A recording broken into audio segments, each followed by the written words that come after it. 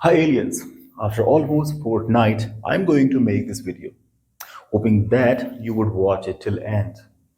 और आज हम बात करने वाले हैं अपनी रेस्ट ऑफ द लाइफ्स के बारे में। अपेरेंटली हमारी rest of the lives fall करती हैं फ्यूचर में। So kids and parents, girls and boys, let me introduce simple future और फ्यूचर इंडेफिनिट। कई लोगों को इसमें बहुत सारा प्रचंड कंफ्यूजन है एंड आई गारंटी यू, अगर आप इस वीडियो को पूरा देखेंगे तो जो सीजन्ड वॉचर हैं और जो नोविस वॉचर हैं, दोनों के लिए क्लास बहुत बेनिफिशियल होने वाली है। बिकॉज ग्रामर के साथ मैं कुछ ऐसे वर्ड्स को डिस्कस करने वाला हूँ which will blow your mind. Alright, तो जब भी हम फ्यूचर की बात करते हैं तो उसमें दो टाइम वर्ड होते हैं, विल और शेल, और इसी के ऊपर लोगों को बहुत ज़्यादा कन्फ्यूजन होता है। अगर आप किसी ऑफिशियल राइटिंग को लिखते हो, एग्जाम में बैठे हैं आप, कुछ ऑफिशियल लेटर लिख रहे हैं, कुछ फॉर्मल राइटिंग कर रहे हैं, तो जाके जहाँ मेरा अस्तित्व होगा, मैं का अस्तित्व होगा, तो वहां पे आपको लिखना होगा शैल। जैसे कि मैं आऊंगा, मैं आऊंगी और हम आएंगे, तो अगर मैंने हम कहा तो वहां मैं भी हूं। इस नाते इनके साथ में शैल बोलना होता है, और ये जो 6 लोग हैं इनके साथ में विल बोलना होता है। अब बात यह है कि अगर हम बोलचाल की भाषा की बात करें, कॉलिकल वे की बात करें, तो वहां पे सबके साथ में विल बोला जाता है।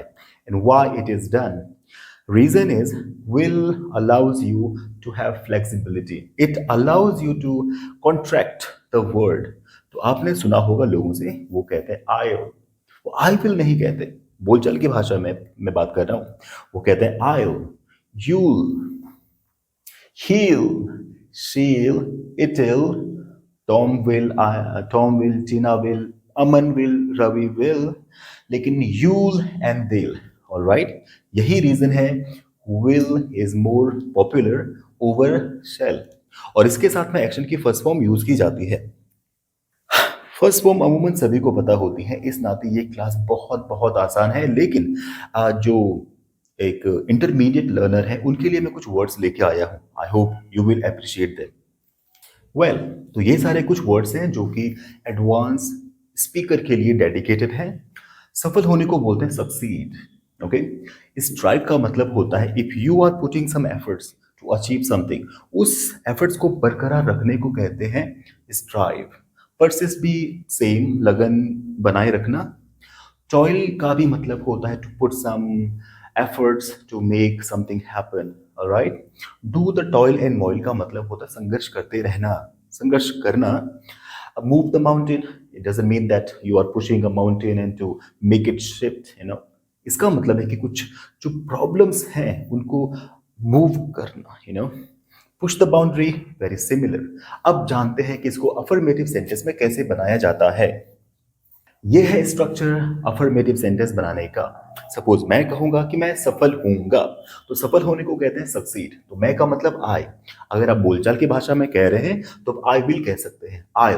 और अगर आप लिख रहे हैं, किसी ऑफिशियल लेटर को लिख रहे हैं, तो आपको बोलना होगा आई शैल। और सफल होने को बोलते हैं succeed, I shell succeed.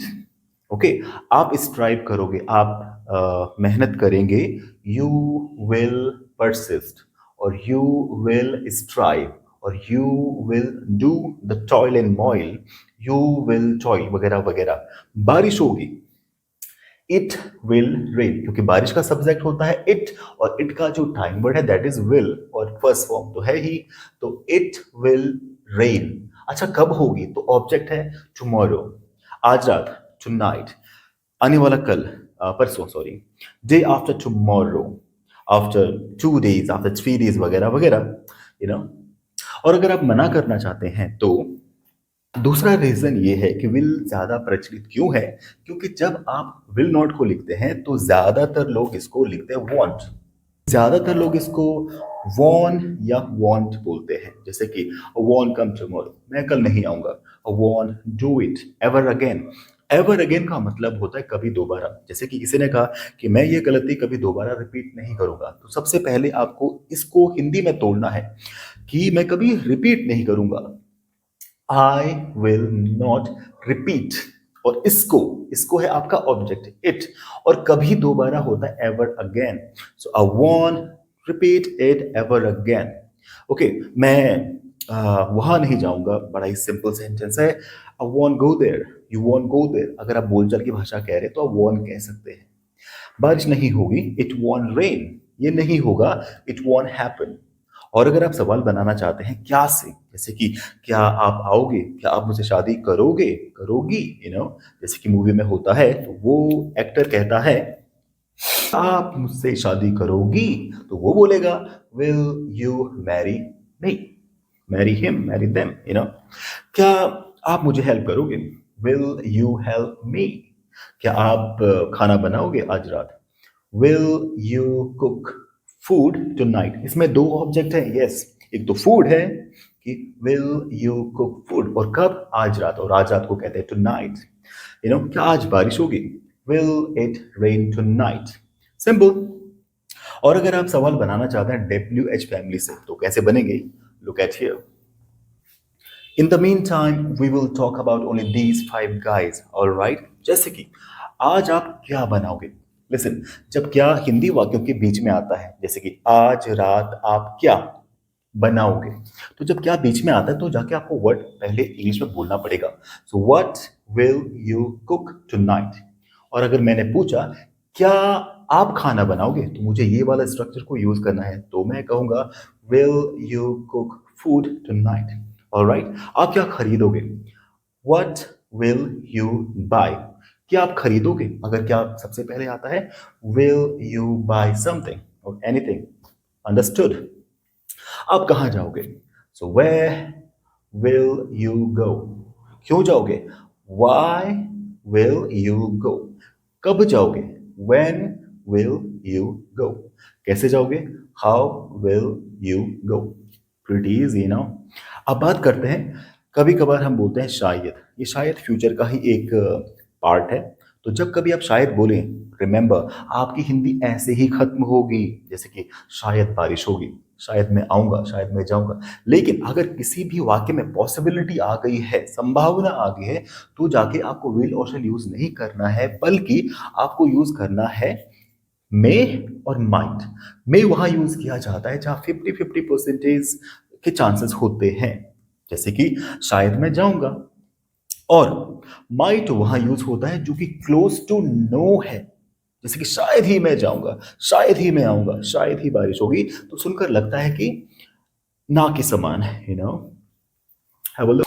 Have a look, अगर किसी ने कहा शायद मैं कल जाऊंगा, आई मे गो, आपको आई विल नहीं कहना है, या कुछ लोग ऐसे कहते हैं I will may go, no no no no no, it is blunder actually. Simple, तीन शब्द ही काफी हैं इंग्लिश बनाने के लिए, तीन शब्द काफी होते हैं, सब्जेक्ट, टाइम वर्ड और एक्शन।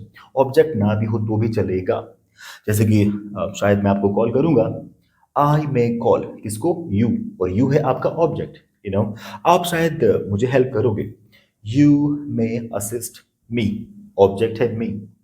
इसके उलट कभी हम बोलते हैं शायद ही, हैव अ लुक, अगर आप ये कहना चाहते हैं कि शायद ही मैं आऊंगा, तो आप कहेंगे अ माइट कम। ओके, शायद ही बारिश होगी, इट माइट रेन। शायद ही वो लोग यहां आएंगे, they might come here. Alright, quite easy. अब बात करते हैं शायद नहीं। हम कभी कभार बोलते हैं कि शायद मैं ना आऊं, शायद मैं नहीं आऊंगा, शायद मैं नहीं जाऊंगा, तो आपको यूज करना है मे नॉट। वेल, शायद मैं नहीं आऊंगा, आई मे नॉट कम, शायद मैं फेल नहीं होगा, आई मे नॉट फेल, शायद बारिश नहीं होगी, इट मे नॉट रेन, शायद ये नहीं होगा, इट मे नॉट हैपन, ये शायद ही होगा, इट माइट हैपन। सिंपल।